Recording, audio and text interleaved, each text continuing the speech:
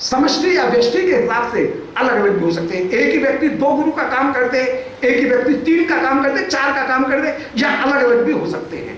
तो ये गुरु अपूर्ण रूप से कृपा करते हैं, और इन गुरुदेव की कृपा के द्वारा ही जीव को जो रास्ता है वो मिलेगा। श्री प्रभु इतने कृपालु हैं कि माया इतनी प्रभावशाली है कि जीव जैसे ही माया के पास में आया, माया उसको मोहित कर लेगी। जैसे हल्दी यदि चूना के संपर्क में आई तो हल्दी रोली बन जाएगी, लाल रंग हो जाएगा, केमिकल रिएक्शन होकर के अपने आप ही कहीं ना कहीं प्रभाव हो जाएगा। ऐसे ही अनुचित जीव यदि त्रिगुणात्मिका माया के संपर्क में आया तो संपर्क में आने के साथ ही साथ माया इतनी बलवती है कि वो अनुचित जीव को आवरण और विक्षेप करके वहां मोहित कर लेगी। आवरण के द्वारा उसकी सच्चित आनंद रूपता को भुला देगी, जीव भूल जाएगा कि मैं सच्चित आनंद हूं, और विक्षेप के द्वारा उस जीव को ये अज्ञान की प्राप्ति, भ्रम की प्राप्ति हो जाएगी कि मैं शरीर हूं, अर्थात कारण शरीर की उसको प्राप्ति हो जाएगी। कारण शरीर का तात्पर्य है कि मैं शरीर हूं, मैं प्रकृति हूं, ये ज्ञान होना, इसका नाम ही है कारण शरीर। उस कारण शरीर से कॉज बॉडी, कारण शरीर, उस कॉज बॉडी से मैं प्रकृति हूं, फिर एक दूसरे शरीर की उसको प्राप्ति होती है, वो है सेटल बॉडी, सूक्ष्म शरीर। सूक्ष्म शरीर 16 वस्तुओं का बना हुआ है, 5 कर्मेंद्रियां, 5 ज्ञानेंद्रियां, 5 तन्मात्राएं और 1 मन।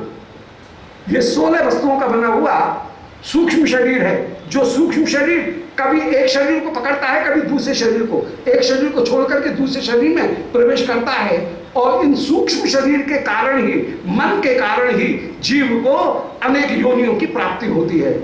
तीसरा जो शरीर है, उस सूक्ष्म शरीर ने जिस स्थूल शरीर में प्रवेश किया वो शरीर इसको मिला।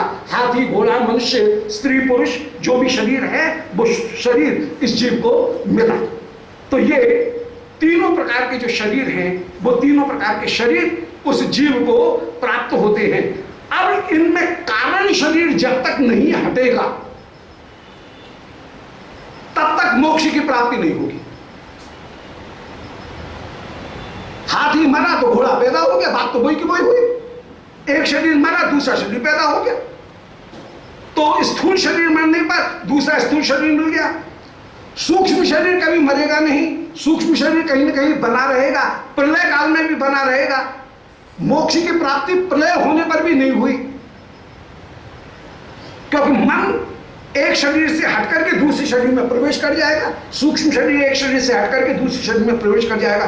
गुरु का काम क्या है? श्री कृष्ण इतने कृपालु हैं कि जीव का कल्याण करने के लिए श्री कृष्ण ने अपनी कृपा शक्ति किसी एक व्यक्ति में स्थापित कर दी। जरूरी नहीं कि जो गुरु जिनमें कृष्ण ने मेरे ऊपर कृपा करने के लिए शक्ति स्थापित रखी हो वे साक्षात सुखदेव ही हो, ऐसा जरूरी नहीं।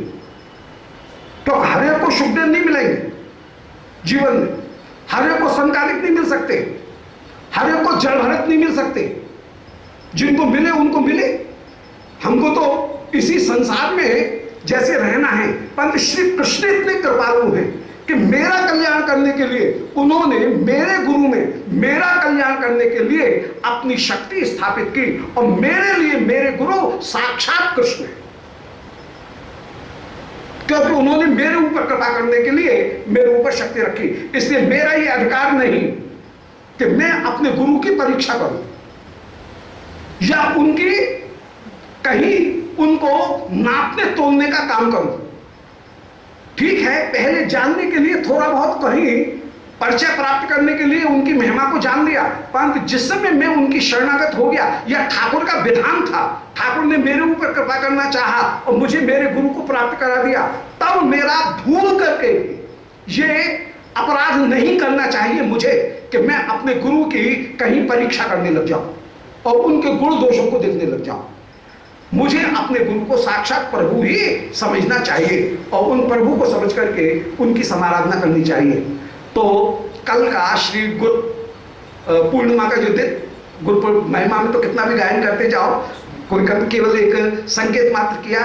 कल का जो दिन है वो विशेष रूप से श्री व्यास जी के श्री चरणारविंद की वंदना। व्यास नहीं होते तो ज्ञान तत्व, भक्ति तत्व, कर्म तत्व, विशेष रूप से भक्ति तत्व उसका बोध नहीं होता। इससे श्री वेद व्यास जी की वंदना करने का कल का गुण दिवस व्यास पूर्णिमा का, जिन्होंने संपूर्ण ज्ञान का व्यास माने विस्तार किया, व्यास माने जो विस्तार करे उसका नाम व्यास। फिर श्री सनातन गोस्वामी जो के वैराग्य के आधार होकर के विराजमान हुए। श्रीमद् महाप्रभु के 6 परकरों में सनातन गोस्वामी आप वैराग्य की निधि, श्री रूप उनमें श्रीमद् महाप्रभु ने रस तत्व की निधि स्थापित की, वे रस तत्व को प्रकट करने वाले। श्री रघुनाथ दास गोस्वामी मानसी सेवा को प्रकट करने वाले होकर के विराजमान है। श्री रघुनाथ भट्ट गोस्वामी वे श्रीमद् भागवत की निष्ठा को उनमें परिपूर्ण रूप से विराजमान, निष्ठा भागवत निष्ठा मूर्ति होकर के श्री रघुनाथ भट्ट गोस्वामी विराजमान। श्री गोपाल भट्ट गोस्वामी वे कहीं वैष्णव स्मृति और वैष्णव व्यवहार उसके आदर्श होकर के विराजमान। और श्री जीव गोस्वामी वे वैष्णव तत्व चिंतन उनके आधार होकर के विराजमान।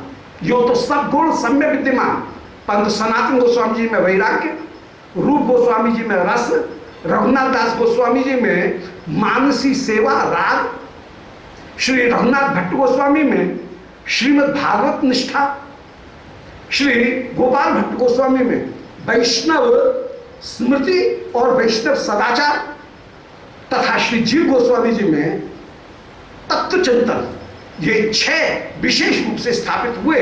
और ये 6 के 6 गोस्वामी पाद वृंदावन में विराजमान होकर के वैष्णवों का अपूर्व कल्याण कर रही हैं।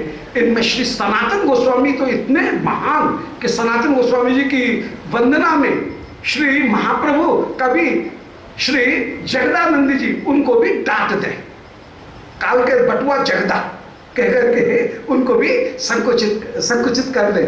श्री इतनी कह रहे हैं महाप्रभु, स्वयं महाप्रभु के वचन है कि व्यवहार की और परमार्थ की शिक्षा मैं सनातन गोस्वामी जी से ग्रहण करता हूं। ये महाप्रभु की उदारता है।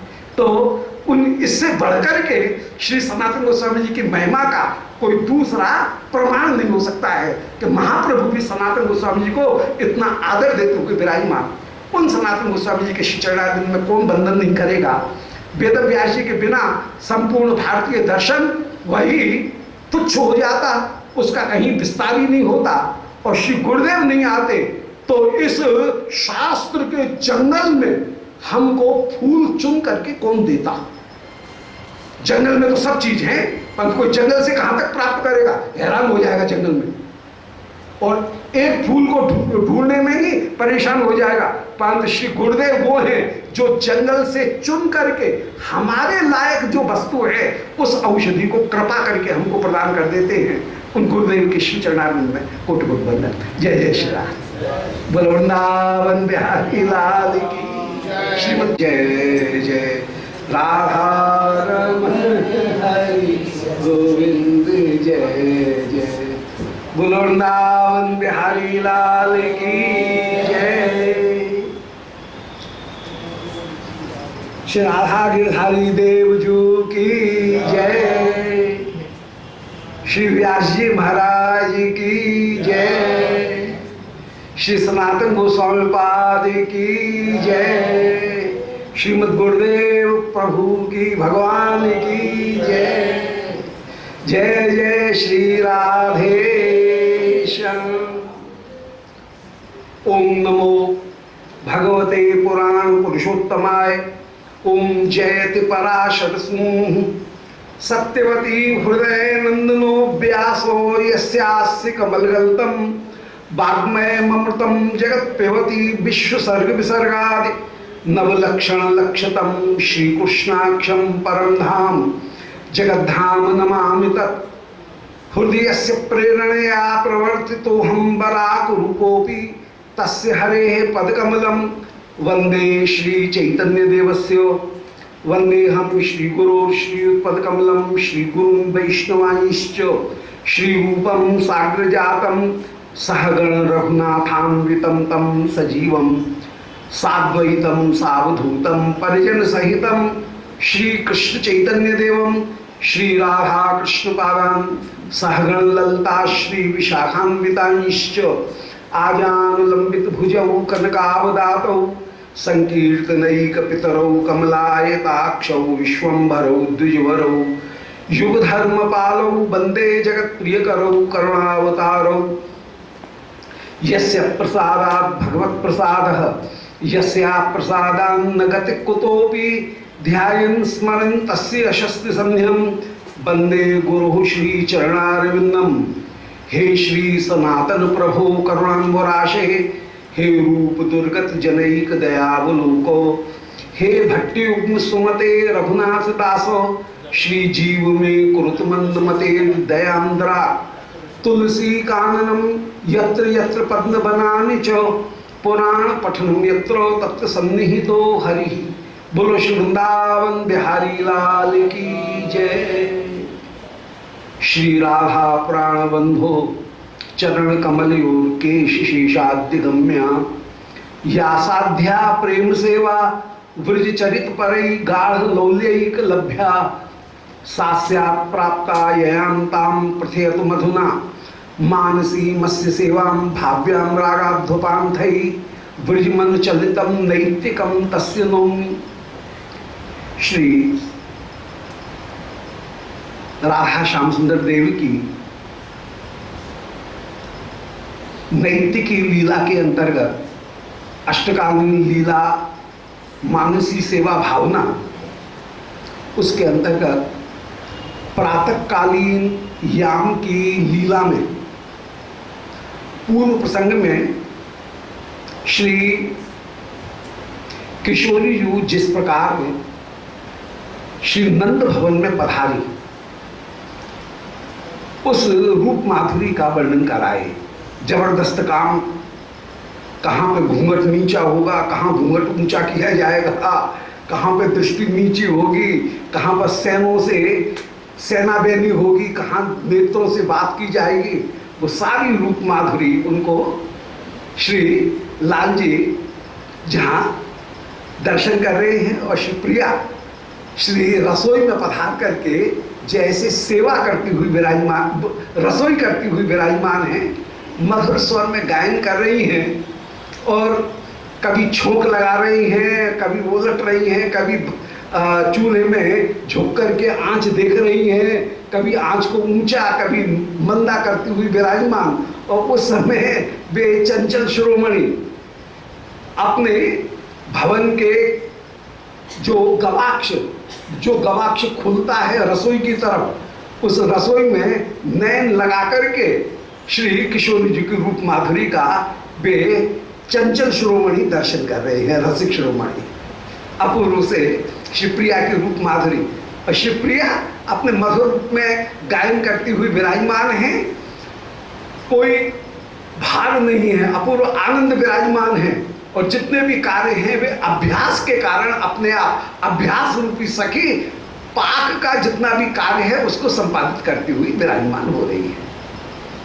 अब इधर लाल जी की क्या दशा, श्री श्याम सुंदर प्रिया की रूप माधुरी का दर्शन करके और आप अब आनंद में आकर के बैठ गए हैं अपने बगीचे में।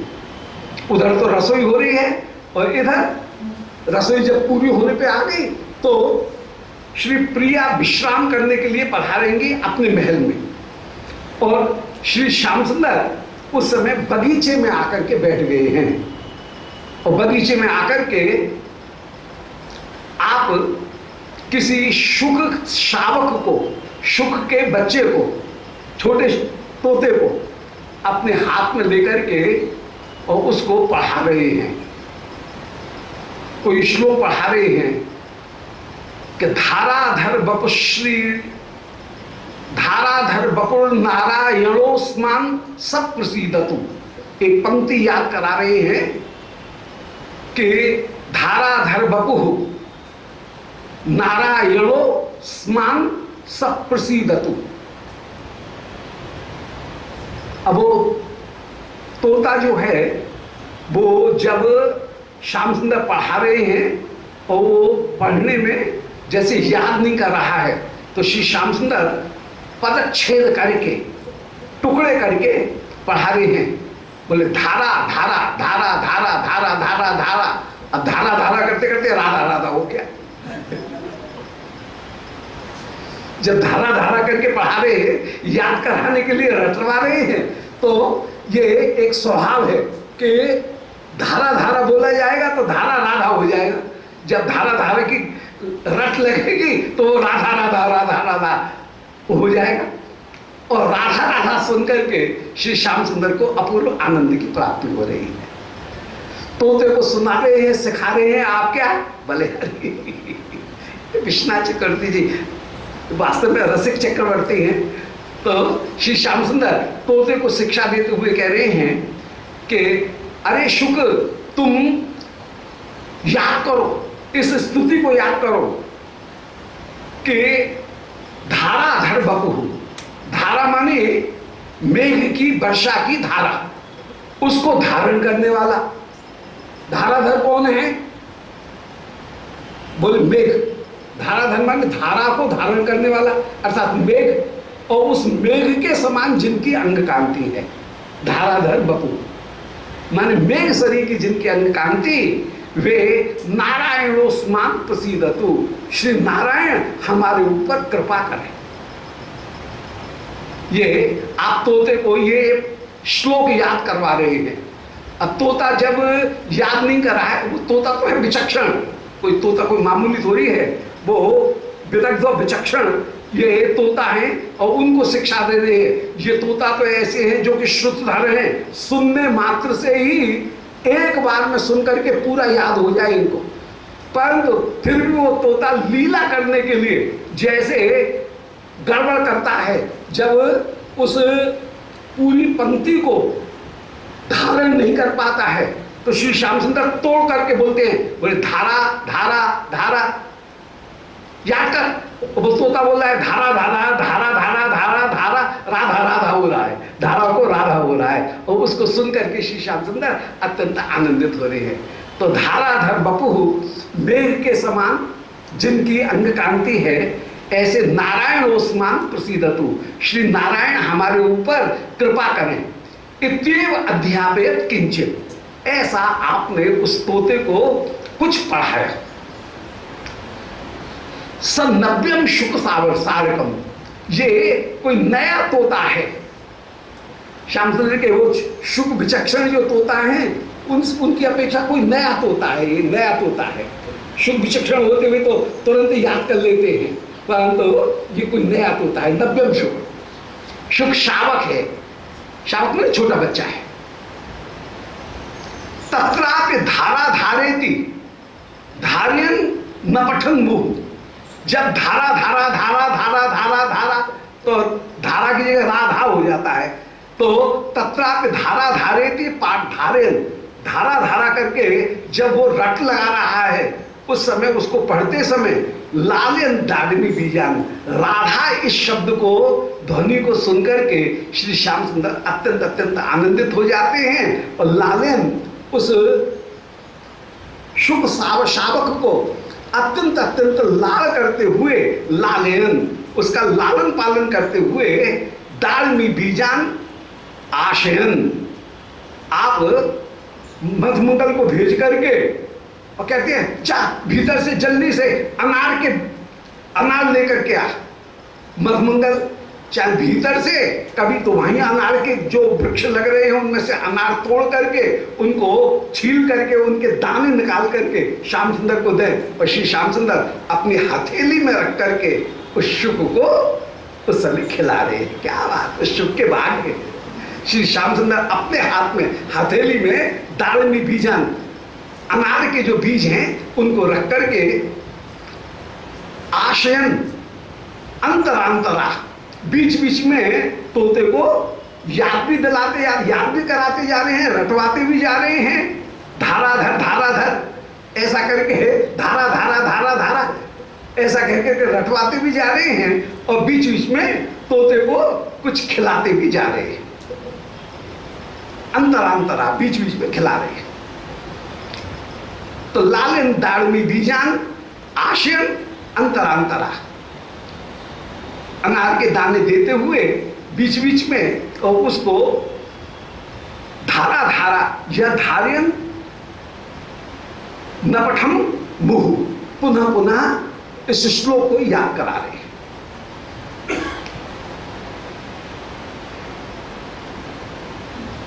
बटुम माह भवान क्वागात प्रात संप्रत लालिता, सखे ने खेला मद्राक्षी मल्ल रंगा जरेद्यना। उस समय मधुमंगल वे श्री कृष्ण के पास में आई और बटुम आह भवान क्वागात प्रात संपत्ति लक्ष्यता। श्री कृष्ण मधुमंगल से बोले कि मधुमंगल, अरे समेरे तू कहां चलोगे? अरे बटुम आह, बटू से कहा कि भगवान क्वागात, कि तू कल सुबह आज सुबह कहां चला गया? प्रातः संपत्ति लक्ष्यता, सुबह तो दिखा नहीं, अब दिख रहा है, समय समय से कहां चला गया था? सखे न खेला मद्राक्षी मल्ल रंगा जरे देना। अरे मैंने अखाड़े में जो खेला की, जो क्रीड़ा की, मेरी क्रीड़ा को तूने देखा नहीं? आज मैंने अखाड़े में कैसी सुंदर कुश्ती लड़ी है। मधुमंगल से कह रहे हैं, मधुमंगल से, मधुमंगल जैसी बात तो मधुमंगल से कह रहे हैं, बोले प्रातः काल मैंने जो खेला की, उस खेला को तूने नहीं देखा। मल्ल रंगा जिरे, मल्ल रंग के अजर में, मल्ल रंग के, मल्ल युद्ध के आंगन में। रंग शब्द राग के अर्थ में, नृत्य के अर्थ में, युद्ध के अर्थ में रंग शब्द का प्रयोग होता है।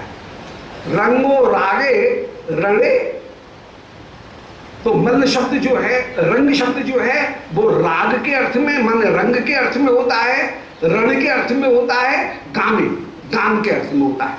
ये राग शब्द के तीन अर्थ कहीं अमरकोश में निरूपण किए गए, रागो रंगे रणे गाने। तो मल्ल रंग माने मल्ल युद्ध, उसके अजर में, उसके आनंद में तूने मेरे आनंद को तूने नहीं देखा। कैसे मैंने कुश्ती के विभिन्न भेदों को प्रस्तुत किया। मेरी कुश्ती देखता तो सही, तुझे क्या आनंद आता। मैंने प्रसर्पोत्सर्प, प्रसर्प सर्पोत्सर्पादि कौशलम कौशलम तुके यदकार मयाघारी दारूण पर्य अंग रंगीण। मधुमंगल भी कह रहे हैं, बोल भैया सो बात नहीं है।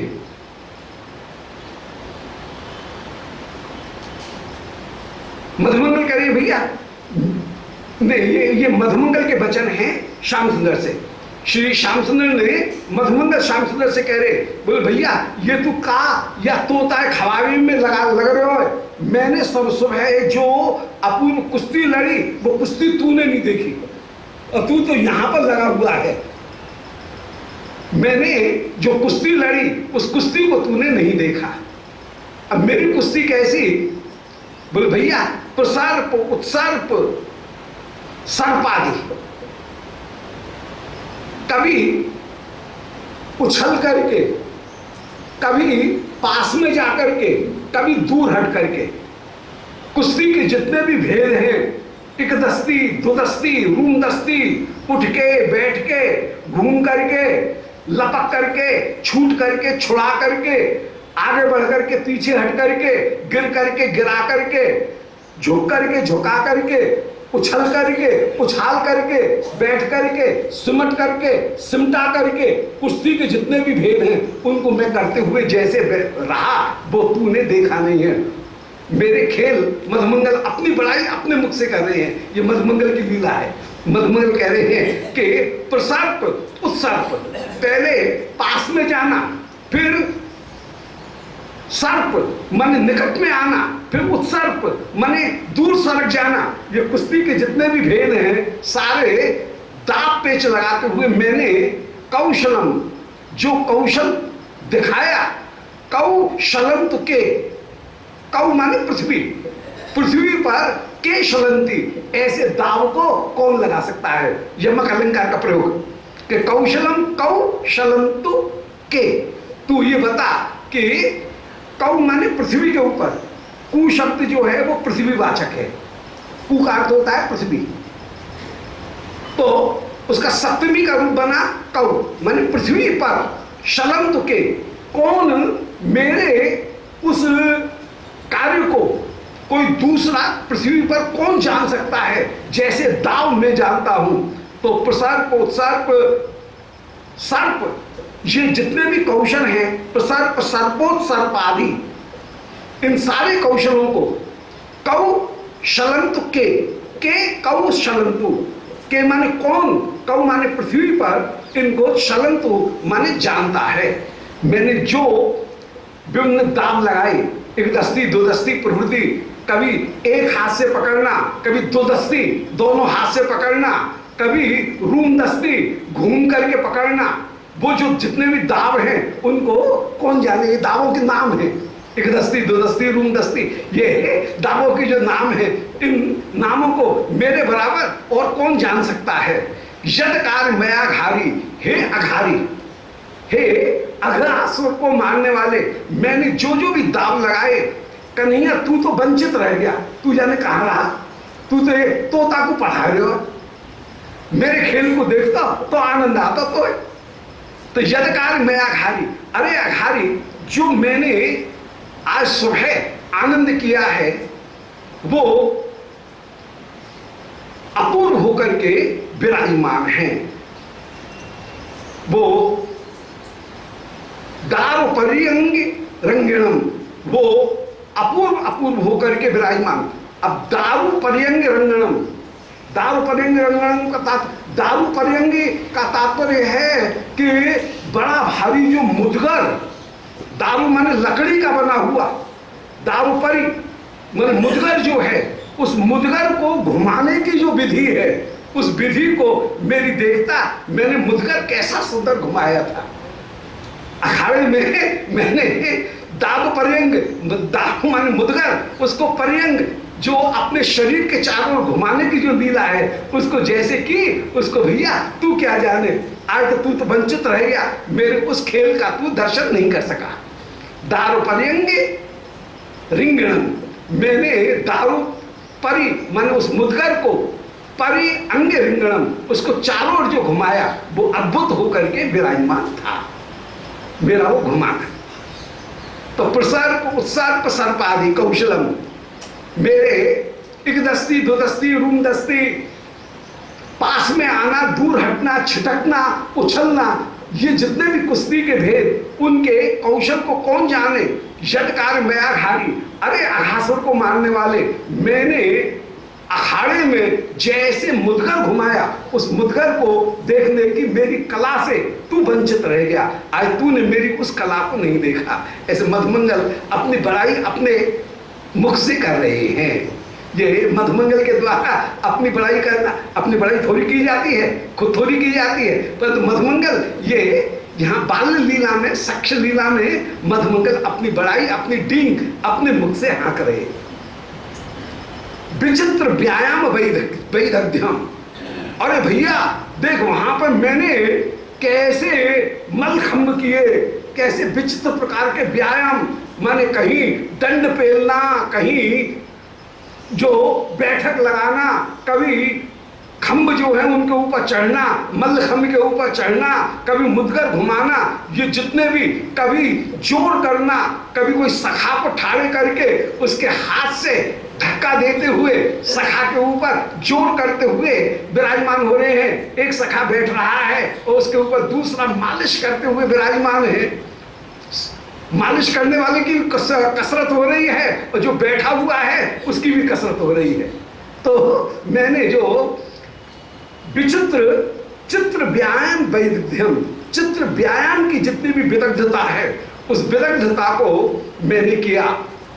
अपने हाथ से अखाड़ा खोदना, अखाड़े को तैयार करना, कुश्ती लड़ना, फिर अखाड़े के चारों ओर दौड़ लगाना, अखाड़े को सींचना, ये जितने भी विचित्र व्यायाम हैं, सब प्रकार के व्यायाम, उन व्यायाम को करते हुए मैं जो विराजमान हुआ हूं।